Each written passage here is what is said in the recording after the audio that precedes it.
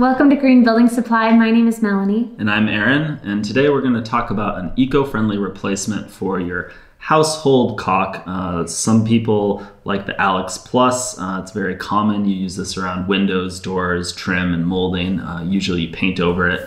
We have a couple options to replace this. We have AFM Safe Coat caulking compound and ChemLink Novolink.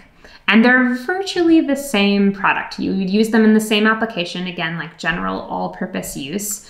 They're both fulfilling the same need of people wanting a non-toxic version for general all-purpose caulking projects. The biggest difference would be that AFM Safe Coat's products only come in white. So this caulking compound is only in white, whereas ChemLink Novolink comes in many colors. So if you needed other colors besides white, you have that option. They're both paintable. They're both ultra low VOC. Yep. And these are also moisture curable, which means they cure faster when exposed to air with more moisture. They also can be used under very, very low temperatures. We recommend keeping these indoors until you use them outside in that cold temperature. But they're also, you can paint over them as soon as they skin over and use these around your trim and doors. So there's your eco-friendly alternative to traditional caulk.